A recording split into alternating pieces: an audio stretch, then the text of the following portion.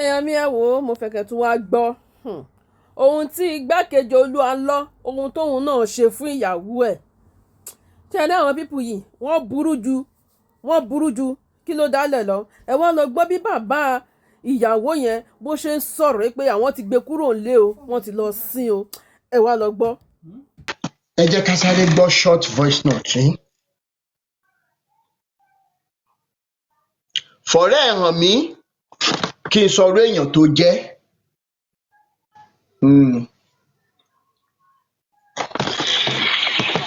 Hello Báyọ̀, ẹ pẹ̀lẹ́ o, ẹ kú ìlú o. Wọ́n ń pè ẹ́ láti àná látàárọ̀ o ò dáhùn Báyọ̀. Gbogbo àwọn ẹgbẹ́ ẹ̀ wọ́n pè wọ́n kò sí kankan tó dáhùn.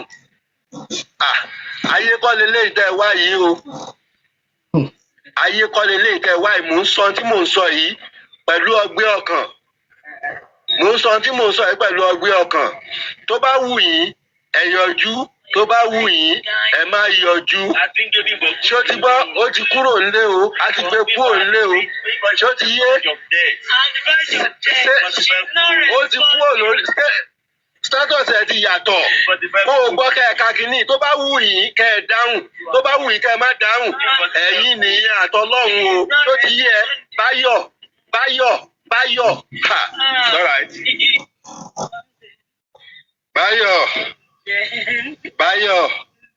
Báyọ̀ tọ́ ẹ ti ṣe bí mọ̀ bẹ́ẹ̀ ṣe fẹ́ wà àtàwọn fámílì ẹ rojọ́ tí o ti gbọ́ ẹ máa ro ẹjọ́ ibikíbi tó bá wù kẹ́ mú ohùn mi lọ o ibikíbi tó bá wù kẹ́ mú ohùn mi lọ gbogbo wa àtàwọn ẹbí ẹ ti ṣe bí mọ̀ bó ṣe wù yín a pè yín ẹ gbé fóònù ẹ kọ̀ tọ́ àjọ pàdé o. Báyọ̀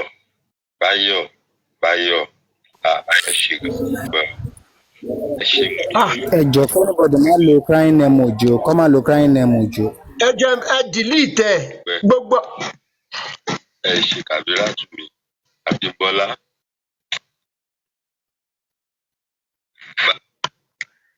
ẹ jọ gbogbo ẹ̀yin tẹ́ ẹ lo crying emoji ẹ jẹ́ bá wa delete ẹ tẹ́ bá lè delete ẹ because of the restrictions of TikTok. Creamy B ẹ bá wa delete ẹ Ebony ẹ bá wa delete ẹ jọ ẹ má bínú.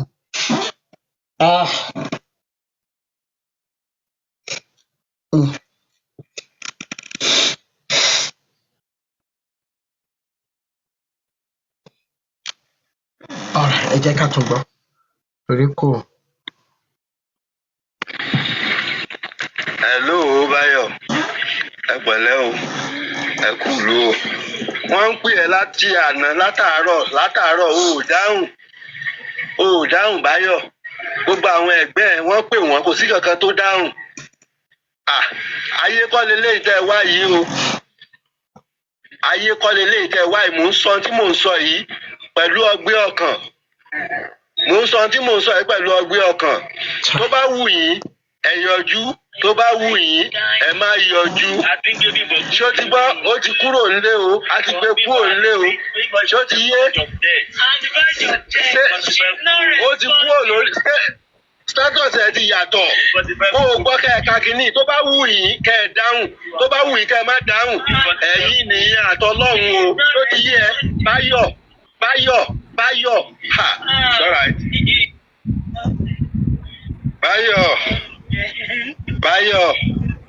Báyọ̀ tọ́ ẹ ti ṣe bí mọ̀ bẹ́ẹ̀ ṣe fẹ́ wà àtàwọn fámílì ẹ rojọ́ tí o ti gbọ́ ẹ máa ro ẹjọ́ ibikíbi tó bá wù kẹ́ mú ohùn mi lọ gbogbo wa àtàwọn ẹbí ẹ ti ṣe bí mọ̀ bó ṣe wù yín a pè yín ẹ gbé fóònù ẹ kọ̀ tọ́ àjọ pàdé o. Báyọ̀ ẹ ṣé gan mo dúpẹ́ o ẹ ṣé mo dúpẹ́ gan dúpẹ́ o dúpẹ́ ẹ ṣé kàbírà tù mí Abímbọ́lá mo fi lùsẹ̀ ṣé gan mo dúpẹ́ o thank you very much ìyá ó ga gan o ó ga ẹ ṣé gan mo dúpẹ́ thank you.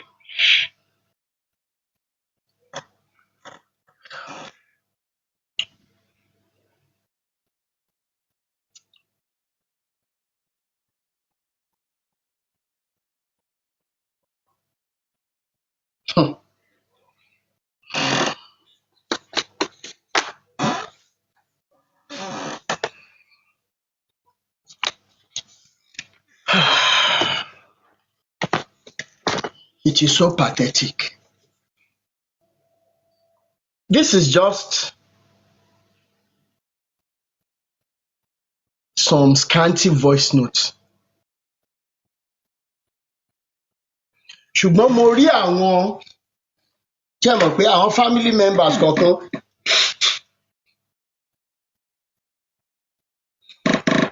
wọ́n tún máa ń close mọ́yàn nígbà ìṣòro dáadáa.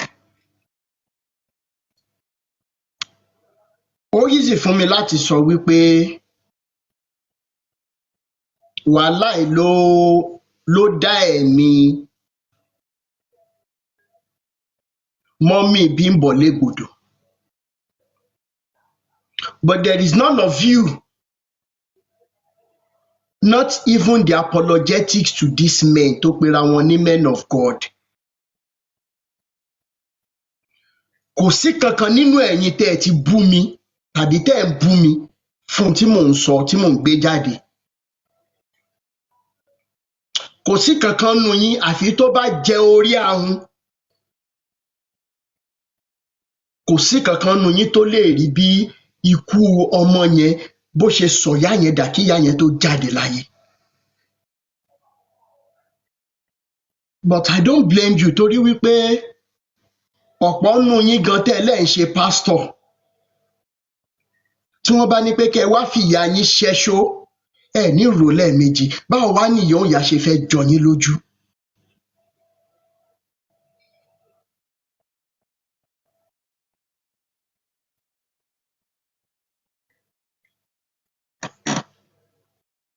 How? This is just nothing compared to what the deeper things that happened. Ṣé gbogbo ìgbà tí Bímbọ́ ń kú lọ tọrọ owó òṣòwò kan and everything tó tún ní pé kí wọ́n máa send ẹ̀ sí Báyọ̀ allegedly la fẹ́ sọ. When I'm crying, when I'm talking, some of you think that it's all about chasing clouds. Some of you think it's all about ó ń wá content, ó ń ṣe kinní kan. Ẹ jẹ́ ká gbà pé mò ń wá content, tí n bá wá content. Bọ̀bọ́ kan kú sórí live video lẹ́nu ọjọ́ mẹ́ta yìí. Gbogbo àwọn followers ẹ̀ lénìí dá.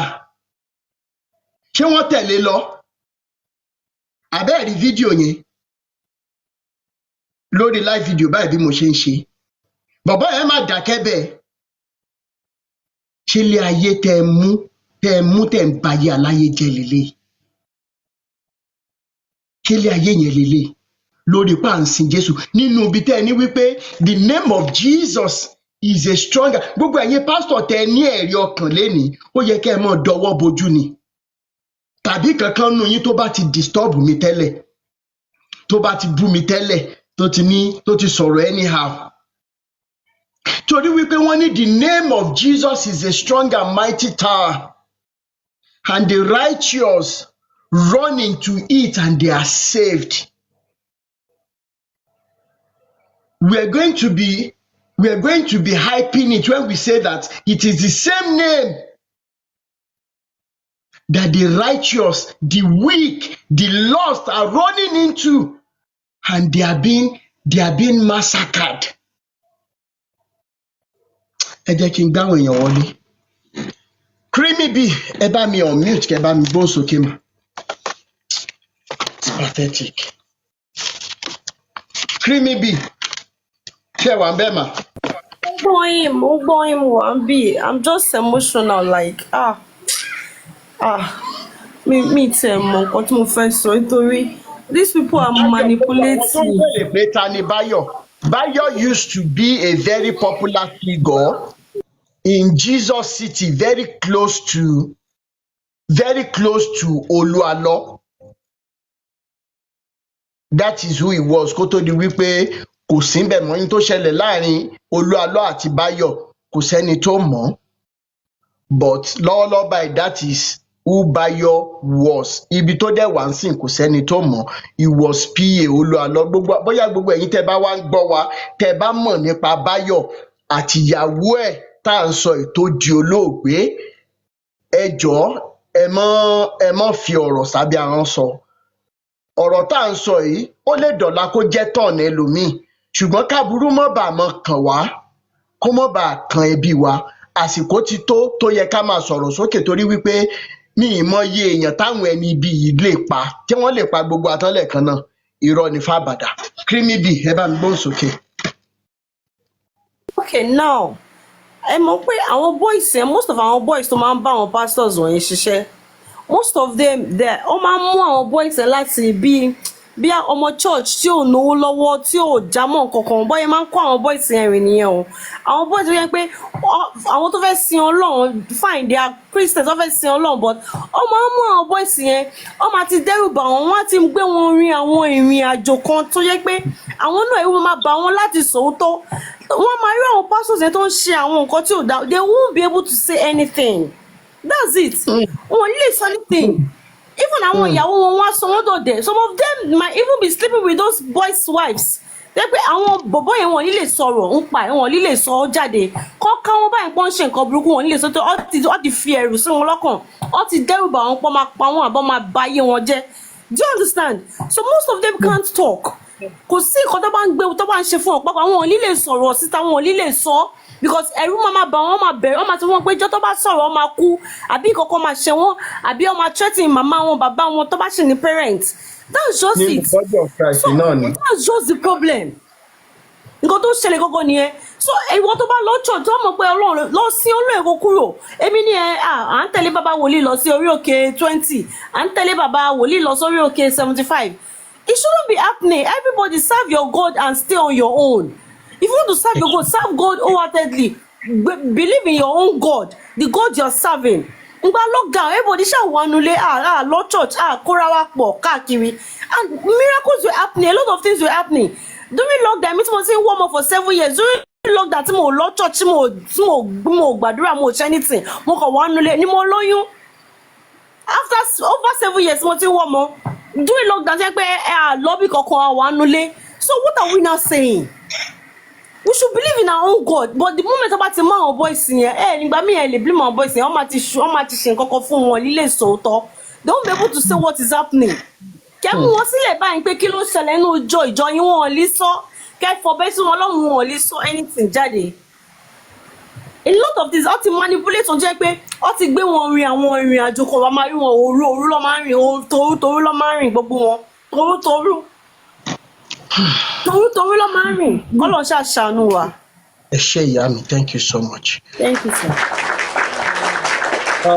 Fẹ́mi Big Money.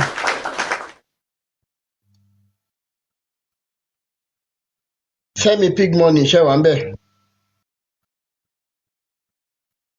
Ẹ ní láti unmute Fẹ́mi Big Money. Mo drive lọ́wọ́. Mo jẹ́ kẹ́lómi kárí ọ̀, mo drive lọ́wọ́. Okay.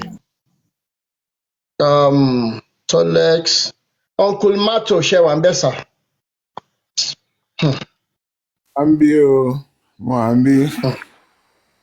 Ẹ kú iṣẹ́ taratara. Yes. Ẹ kú iṣẹ́ Olúwa. And Yes, I really appreciate bẹ́ẹ̀ ṣe explain. Sherry, how will I say, majority of we Nigerian blacks kì í fẹ́ study, kì í fẹ́ researched. You know, if we really study the Bible, ní wà in bondage bá ṣe wà. Ṣé mọ̀ pé in those days, when the Bible was written in Latin, so people can tell you a lot of things. But now you have Bible in your own, any language you even want, even in any version, to are simple, and yet we fail to study. That's why people are milking us. And until people like us started crying out, I believe it's a matter of time. Ṣé mo ẹ̀yin Yorùbá náà lẹ́ni tí rọ́bà lọ fógún ọdún, òtítọ́ á tètè lé bá. So very soon the truth is spreading, even underground.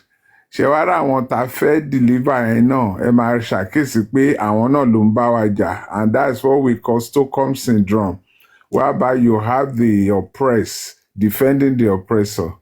So ẹni tí ò bá wo iṣẹ́ tẹ̀ ń ṣe ló máa pè ní atheist, because I check one of your WhatsApp and you put all glory to God. which was in 2022. That she will be up to now. So if Then, you are an atheist, you won't put that. And many of them don't know that you are even helping the body of Christ. In a matter of time now, all these fake, because the fact that there is fake, that means there is genuine. So àwọn fake tó jẹ́ pé I just see your passion. Could you believe pé tó jẹ́ pé àwọn genuine pastor náà lẹ ti ń bá di interact láti joy. The same passion náà lẹ fi máa preach this Christianity. And just as you rightly said, when the Boko Harams tó jẹ́ pé wọ́n àti wọ́n ṣì wà tender, owó là ń lé, save soul wọn. Now, the devil have hijacked their hearts. Shame on human heart can never be vacuum. Okay. So, ohun tó ń ṣẹlẹ̀ ń sìn nìyẹn. So what we need to do is just a collective effort. We'll then, continue to raise our voice, even according to the Bible. Isaiah 58 verse 1.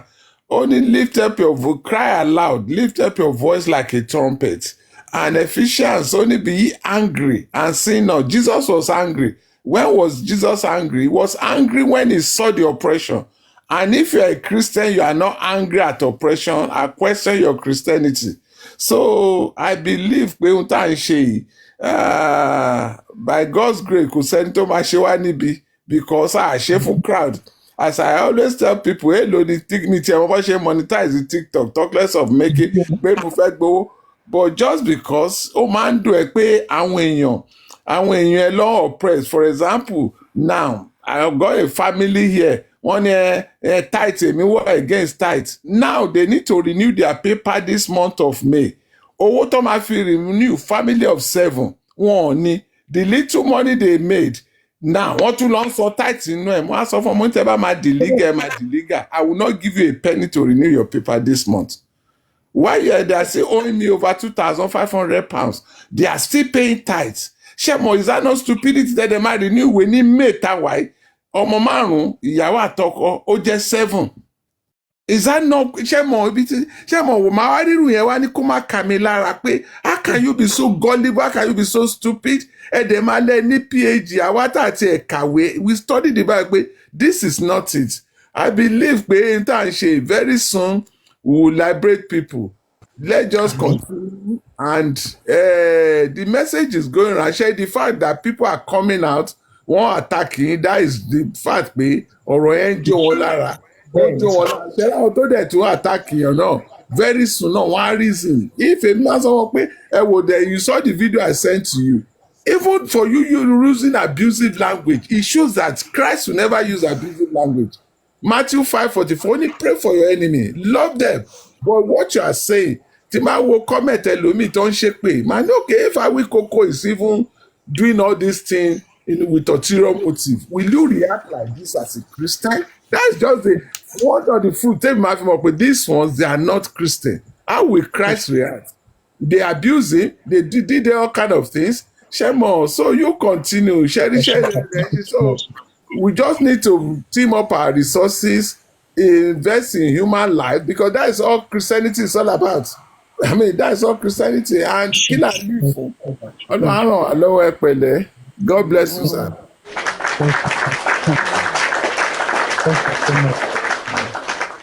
For all the encouragement, support, everything. Ebony Shewambema.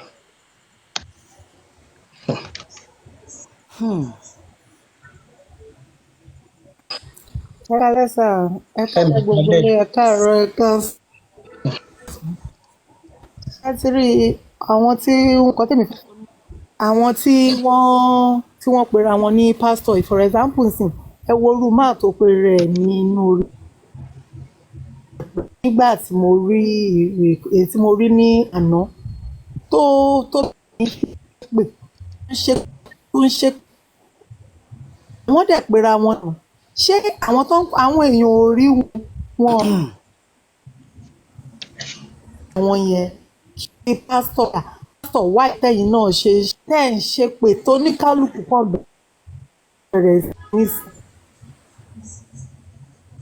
nǹkan wọn lẹ́nu ẹ̀ kọ́ máa rojọ́ lọ because nǹkan tí nǹkan yìí ń ṣẹlẹ̀ sí níta wọ́n ń sọ nǹkan tó ń ṣe etí ò dẹ̀ dùn wá à ń gbọ́ à kì í ṣe bébì everybody ló ń gbọ́ nǹkan tí ó ń ṣẹlẹ̀ ṣé nígbà tí wọ́n ń pè wọ́n wípé òkè wọ́n allege yín pé nǹkan báyìí ṣẹlẹ̀ àwọn náà sọ pé nínú bíbélì wọ́n sọ pé bí wọ́n bá ṣe rere ara kì ó àyà ọ́ ṣé pé wọ́n ṣé wọ́n lè jáde síta nǹkan tó ní mo ṣe yìí o mi ò ṣe o èmi ò tí ì rí nǹkan tó dì inú ẹ̀ kàn jẹ́wọ́ mi ì ṣe a máa mọ̀ pé wọn ò ṣe òkè wọ́n parọ́ mọ́ wọn ni báwo lọ̀rọ̀ ṣe jẹ́ then everybody máa move on wọn ò jáde ẹ wá dúró sí kọ̀rọ̀ yàrá ẹni ẹ̀ ń gbé eégún ẹni ẹ̀ ti gbé eégún inú orí pẹ́pẹ́ yẹn àwọn tó mọ̀ òun dáadáa ó wá tọ́ǹtù pásítọ̀ ó wá bẹ̀rẹ̀ sí pé gbogbo tẹ́ ń ṣe yìí láwọn máa tú mi àṣírí wọn ò dẹ̀ níbò. Thank you so much. Thank you so much.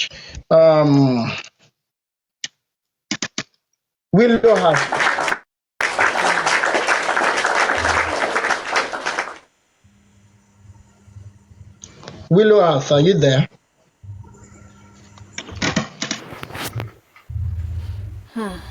Audrey, good evening. Ekale. Good evening. Yes. Ekale. Yeah.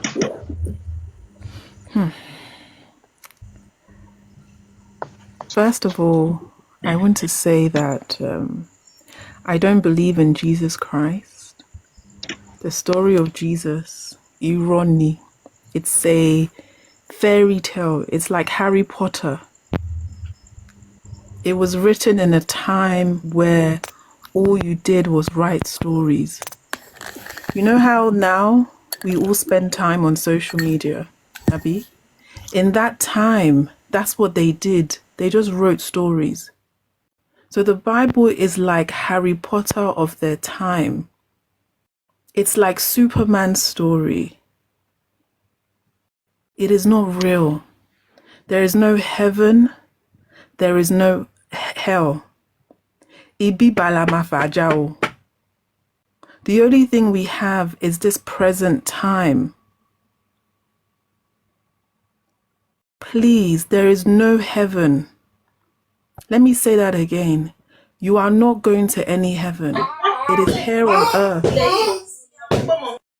It is here on earth that you are judged. If you don't pay your rent, you'll be homeless. If you don't pay your water bill, ni mumi. If you don't buy petrol, your car will not work. So there's no fantasy we're all going to. I don't pray to Jesus. I don't worship Jesus. The only person I worship are my parents, my grandparents, my granddad, my aunties, my uncles. Those are the people I honor because those are the people who have raised me. Jesus did not raise me. Emi ori Jesus. Rotimi sheti ri Jesu. Ọ̀rọ̀ tá tiẹ̀ ń gbé yẹ̀wò ló ká mi lára lénìí nípa Báyọ̀. Mo ń bọ̀. Èmi náà ti rí Jack Daniels ṣá. Mo ti rí Jack Daniels yẹn. Rotimi, I want to say something. In sociology, they say that you cannot change adults. The only thing you can change are children. So this story, I know we are looking at it from the end, but I want us to go back and encourage the parents. If you are a parent, you have to be attentive to your children. Because if you don't prepare your children, based on what has happened today, if you don't prepare your children, your child can end up in the hands of adults. Your child will end up in the hands of people who will abuse her or abuse him. It's very easy. It's very, very easy. So people are angry. Yes, I'm very angry, but I'm also very mindful that there's 400 people on this platform who have children, right? And we have to wonder, this could be our child one day. What do we need to do that is separate from church, separate from religion, to make sure that our children do not end up in the hands of not just the pain, but you too, you do not raise a bio. Am I right? You don't raise an abuser. Because Rotimi, we talk a lot about the abused, but what about the people who have raised the abuser? Whose son is this man? All of these pastors, Rotimi, are somebody's son. All of these people are somebody's son. So how did these men become this way? How did these men become this way? And I'm reading in the comments, people are angry that I mentioned Jesus, because I know there's a lot of Christians on this platform. They enjoy it, Rotimi, when you're judging other pastors. That's what they like. They're not really liberated. They're just here for amebo. That's what they're here for. But I'm not here for amebo. I'm here for the true Nigerian family. Because somebody is raising these abusers and no one is talking about it. Who raised all these useless pastors? How did they get like this? Where are their family? Where are their mothers and fathers? Their mothers and fathers are alive, watching their sons, grown men, abuse a whole society. Where are their mothers? Enyo Lori Burukwenyo. Wicked people. These pastors are 28, 35, 45, 55 years old, Rotimi. Talo ko won beye. That they're roaming the streets. And you know that the families know that these pastors are abusing the community. But because Owotonri, Awon Lori Buruku, Awon Owoton Funwo, they'll be very quiet. These pastors have siblings. These pastors have cousins. They have mothers and fathers. But all of these people will be quiet. Because of what? The pastor has money. So yes, we're angry about this situation, Rotimi. Yes, it must be resolved. However, there is a community of Nigerians who are encouraging the behavior. A community. So everybody must be accountable. Is the gate man not seeing his pastor enter the house with different women? Are the drivers not seeing their pastors entering the house with equipment in the car? So we must be conscious. We must be conscious. It's not just religious leaders. It's a religion itself. It's the religion itself. Because the same Bible that will tell you a lie and tell you that your reward is in heaven. Cause see reward, Kokon. There's no reward. The same Bible that tells you that there's people in your family that are going to go against you. So until we as a community are accountable, neighbors will see the pastor with different women. The neighbor will not say anything. A lot of you, your sons are being abused by pastors. Your husband plays in praise and worship team and he's seen the nonsense behind the scenes. Your sister is the accountant in the church. So all of us are accountable. As much as we carry these pastors' names. All of us. You're a banker and every week you're a banker and you see the account of Redeemed Church. It will not Rorini. You should be flagging these things up. When you're seeing the account of Redeemed Church, are you not even wondering what's happening with all this money in the bank? How many of the money from Redeemed Church is being transferred to charities? How many? So all of us are accountable. The pastor who abused this girl, who was around the pastor? Or the person who abused the girl?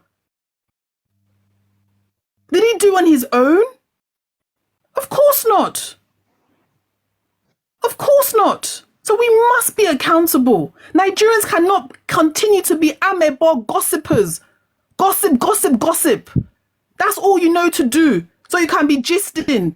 Oh, did you guys hear about this pastor? Hey, you know, all of you are chopping the food. And until we can hold each other accountable, as a father, hold your wife accountable. As a man, hold your sister accountable. Thank you very much. Thank you so much. Thank you.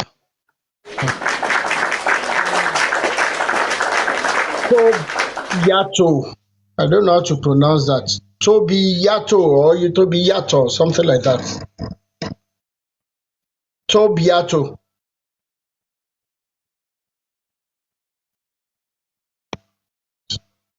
Tob Yato. Sister Yetunde.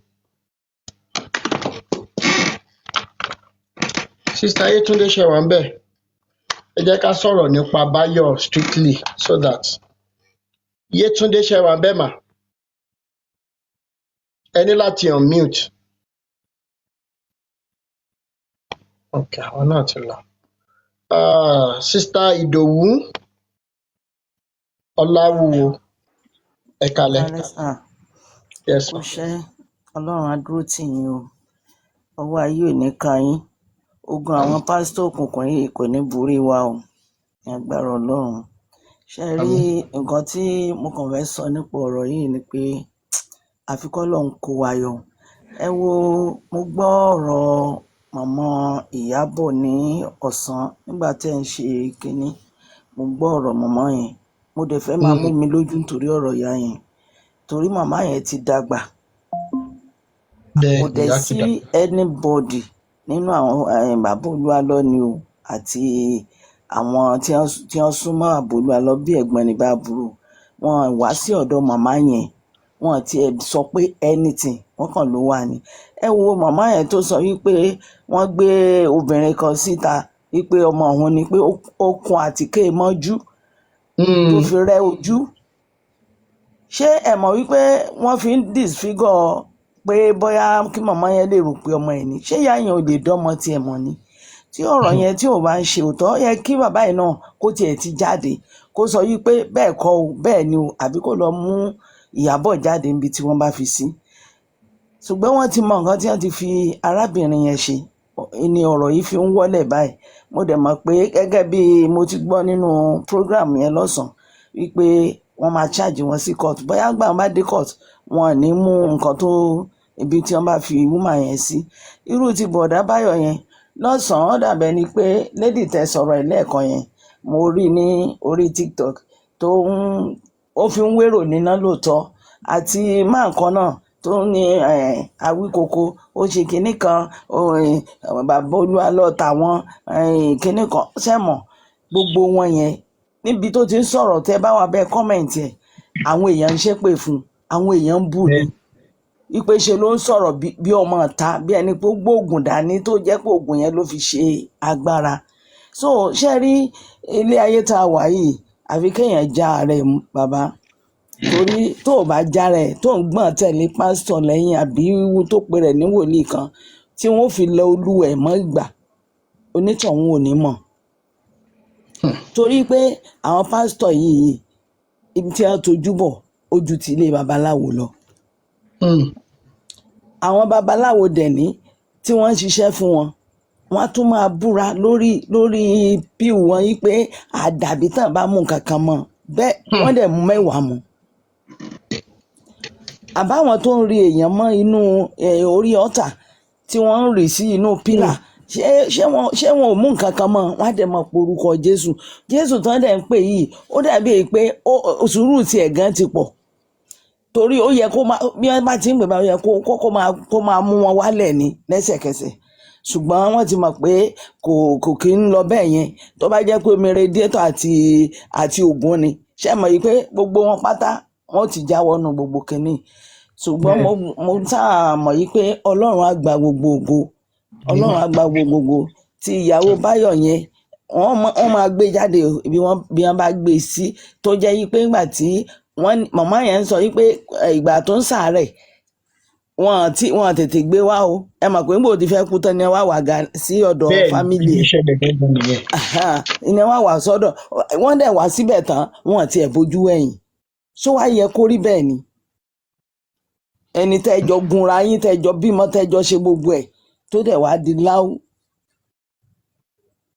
ọ̀rọ̀ tí Ṣẹ́gun àbí kí ni à ń sọ̀rọ̀ ẹ̀ níjọ́wọ́ tó súnmọ́ Olú Alo dáadáa yẹn ṣe mọ̀ pé àwọn kan tó ti ń bú yẹn wọ́n sọ wípé báwo ló ṣe máa Ṣẹ́gun tí ó ti wà ń bẹ̀ tipẹ́ sọ yẹ kó náà jáde kó máa sọ̀rọ̀ bẹ́ẹ̀ yẹn ó máa jìyẹ mo kàn ń wò wọ́n ní orí kinní ni pé ṣáwọn eléyìí wọ́n ti ẹ̀ ní orí kankan tán máa ń rò ní wọ́n ní orí tí ń rò ní gbogbo tán dà iná wọ́n dẹ̀ máa dà á lẹ́ǹjọ́ kan torí mi ò mọ tán fẹ́ mú lọ sọ́run nínú gbogbo tí kan máa bá wà ní Nàìjíríà láàárọ̀ nsìn láago 10 àárọ̀ aago 12 wọ́n ní ti wà ní Canada wọ́n ti wà ní Italy wọ́n ti wà ní France wọ́n tún ti lọ Jerusalem kí ni wọ́n ń bá kiri nítorí Ọlọ́run tí wọ́n kàn fi ayé wọn fún Sátánì tó dẹ̀ ń rí wọn lò káàkiri tẹ bá dẹ̀ rí wọn báyìí àwọn tó ń gáàdì wọn kódà Tinubu gan ò kórú èèyàn bẹ́ẹ̀ sẹ́yìn tí wọ́n pera wọn ìránṣẹ́ Ọlọ́run ṣé ìránṣẹ́ Ọlọ́run gidi ló máa ń kó èèyàn kí gbà ṣe ọwọ́ wọn ò mọ́ ṣé ọwọ́ wọn ò mọ́ mo mọ̀ pé Ọlọ́run á kó ayọ̀ lọ́wọ́ wọn Ọlọ́run á dẹ̀ gbé wa lékè lágbára Ọlọ́run nǹkan ò ní ṣe yín o gbogbo ìmọ̀tún ìmọ̀jọ wọn ìmẹ́ni nìkan kì í dalẹ̀ o gbogbo ìmọ̀ta lórí gbogbo yín wa tá a wà lórí platform kò ní jọ ní agbára Ọlọ́run ìmọ̀tó dẹ̀ ní jọ lé yín lórí lágbára Ọlọ́run wọ́n fọwọ́ ara wọn ṣera wọn ni nítorí pé ọwọ́ tọ́gẹ̀dẹ̀ bá ti gbé ara ẹ̀ ló fi ń nà orí tí ìgbín bá ń lé báyìí inú ìkara wọn ló máa ń parí sí o gbogbo tí wọ́n bá ṣe orí ara wọn pátá náà fi máa gbé ní agbára Ọlọ́run Ọlọ́run á dúró tì wá ẹ ṣé sà. ẹ ṣé ẹ ṣé. sísá Àdùkẹ́ ọtí ṣe wà ń bẹ̀ sísá Àdùkẹ́. Hello. Hello. Ẹ kálẹ́ gbogbo lé o. ẹ kálẹ́. Ẹ kú iṣẹ́ takuntakun o. ìwọ Ọlọ́run. Ọlọ́run á túbọ̀ máa fún yín ṣe o. ṣe Èdùmàrè. In fact ṣe rí sáà yìí ọ̀pọ̀lọpọ̀ àṣírí àwọn wòlíì àti pásítọ̀ ìkà àṣírí wọn wọ́n ti ní ọdún tí àṣírí wọn máa tú leléyìí. bẹ́ẹ̀ni àdẹ mo tí dẹ̀ gbọ́ nǹkan believe pé ọ̀rọ̀ yẹn ó ti ń wá sí ìmúṣẹ báyìí. bẹ́ẹ̀ni Because àwọn wòlíì àti pásítọ̀ tó máa ń tọ̀yàn ó ti pọ̀ jù. And again ẹni tó bá ti ń wàwákúwà tí ó bá ti lè fẹnu ara ẹ̀ bá Ọlọ́run sọ̀rọ̀ fúnra ẹ̀ ojú ẹ̀ máa rí nǹkan tí ò yẹ kó rí wọ́n máa tàn lọ ṣe nǹkan tí ò yẹ kó ṣe kó tó di pé ọ̀rọ̀ Olú Alo yìí kó tó di pé ọ̀rọ̀ ẹ̀ bẹ̀rẹ̀ sí go viral bíi 3 years ago ni mo ti máa rò pé pásítọ̀ yìí mi ì ríyàwó ẹ̀ rí because gbogbo pastors tèmi máa ń mọ̀ ìzídà kó wà pẹ̀lú ìyàwó ẹ̀ jọ máa lọ káàkiri ìwọ àti ìyàwó ẹ̀ gbọ́dọ̀ jọ wà lórí altar ẹ̀ gbọ́dọ̀ jọ máa ṣe so many things papọ̀ mo máa rò pé how can a pastor máa dress bíi guy máa ń báyìí èmi máa ń wo to my own bẹ́ẹ̀ mi ṣe máa ń wò ó from far ìgbà mi ó kàn lè wọ jacket kó wọ ṣòkòtò tínrín ẹni tó bá ti ń wò ó tipẹ́tipẹ́ bóyá máa ń múra ṣé mo kàn máa ń wò pé ìyàwó máa yìí mú ìtì ẹ̀rí ìyàwó ẹ̀ rí mi ì rí because ẹ gbọ́dọ̀ máa rí ìyàwó ìránṣẹ́ Ọlọ́run gidi pẹ̀lú ẹ̀ most of the time but in this man's case mi ì rí ìyàwó ẹ̀ rí mo kàn máa ń dárí ni èmi àtẹ̀yàn kan ti jọ sọ̀rọ̀ yẹn bíi 3 years mi kàn wulẹ̀ spirit mi ò tiẹ̀ wulẹ̀ go pẹ̀lú the Olú Alo of a thing bẹ́ẹ̀ púpọ̀ nù wọn bẹ́ẹ̀ yẹn kó tó di pé bóyá program yìí wá bẹ̀rẹ̀ sí í wáyé kó tó di pé mo ṣẹ̀ wá ń gbọ́ ń pa ẹ̀ kíní kan mo wá wò pé no there's something behind this man but lágbára Ọlọ́run àwọn tó kù náà àṣírí wọn máa tú lágbára Ọlọ́run the story of the buyer of a man mi really gbọ́ dáadáa torí gbogbo story ẹ̀ bọ́ tiẹ̀ ṣe sọ lọ lánàá ó ti rẹ̀ mí mo kàn ń sùn lọ́n díẹ̀ ni but mo pẹ́ gan-an náà ìbọn mi ò fi bẹ́ẹ̀ really gbọ́ story buyer yẹn ṣẹ́rí gbogbo wọn ọjọ́ ń ṣiṣẹ́ ibi ni gbogbo wọn pátá ọjọ́ ń ṣiṣẹ́ ibi gbogbo àwọn tó wà lábẹ́ àwọn pásítọ̀ ẹ̀ tó ti súnmọ́ wọn wọ́n mọ gbogbo bó ṣe ń rìn wọ́n ti mọ gbogbo bí tí gbogbo wọn jọ ń tojú bọ̀ bó ṣe wà yẹn gbogbo wọn bó ṣe wà yẹn wọ́n ti máa múlẹ̀ wọ́n á ti ní nǹkan kan tó ti jọ máa dá má jẹ́mú pé tó bá kà you understand bó mú wọn pé lágbára Ọlọ́run máa tú àṣírí Ọlọ́run jù wọn lọ Ọlọ́run ní bò wọ́n àṣírí wọn máa tú because wọ́n ti da a lot of ìrìn àjò àwọn èèyàn wọ́n ti bàjẹ́ gan ẹni tí ó bá dẹ̀ jara ẹ̀ lẹ́yìn pásítọ̀ wọ́n máa use ẹ̀ ní users ni wọ́n tó bá ti wá use ẹ̀ tán wọ́n máa dump ẹ̀ wọ́n á sọ di kòròfo tó ti bá ti gba gbogbo ògo ara ẹ̀ tán so ó pọ̀ nú àwọn pásítọ̀ ẹ̀ kọ́ ló ń ṣàánú wa ẹ ṣé. Thank you so much.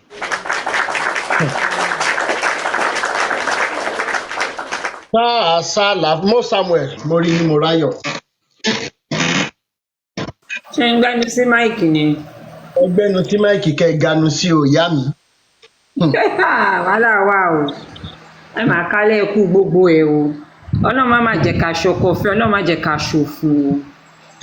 Because it's so sad nígbà tí mo gbọ́ tí ọkùnrin yẹn ń sọ̀rọ̀ in fact mò ń sun ẹkún ni àbí tó ń pe Bímbọ́ àwọn olórí burúkú yìí ń sìn wọn ò ní gbọ́ nǹkan tó ń ṣẹlẹ̀ wọn tẹ̀ fẹ́ mọ̀ nǹkan tó ń ṣẹlẹ̀ àwọn bàbá wọn nínú Olúwa náà defend káàkiri lágbára Ọlọ́run lágbára lọ gbogbo nǹkan tó ṣẹlẹ̀ sí Bímbọ́ àti Ìyábọ̀ ó máa ṣẹlẹ̀ sọmọ wọn ó máa ṣẹlẹ̀ sọmọ wọn torí nígbà tó wọ́n bẹ̀rẹ̀ sí ní ṣe fídíò oríṣiríṣi àwọn olórí burúkú ayáyé bàjẹ́ gbogbo I don't know what is wrong with them with the body of filthiness tó ń pè ní body of Christ wọn tí wọ́n ṣòṣì kiri I will borrow your language tó ń ṣe kiri bí ẹran aṣẹ́wó because I don't know what is wrong with them wọ́n fi nǹkan tó ń ṣẹlẹ̀ they left the issue at hand wọ́n defend àwọn bàbá wọn nínú Olúwa àwọn bàbá wọn olórí burúkú ẹ wọ́n bọ̀ nígbà tí ara èèyàn ò yá you took her to her family you took her back to her family and you never looked back títí woman yẹn fi kú àwọn people yẹn dẹ̀ bẹ̀rẹ̀ sí ní sunkún and kò tiẹ̀ bother it didn't bother kò tiẹ̀ kàn and you people feel we should all keep quiet tàbí ṣe bí torí pé ó jẹ́ tẹni ẹlẹ́ni ni tó bá ti kànyàn nìyàn máa mọ̀ náà if you have lost a loved one before then you will know the pains you will know how painful it is to the other lost a sister or you will know look at Iyabo for the past 4 years the family they don't know where she is and you think people should just keep quiet torí pé èèyàn ti fọkàn sìn then kò ní ràn mọ́ and some stupid people senseless gullible some gullible people will go máa lọ káàkiri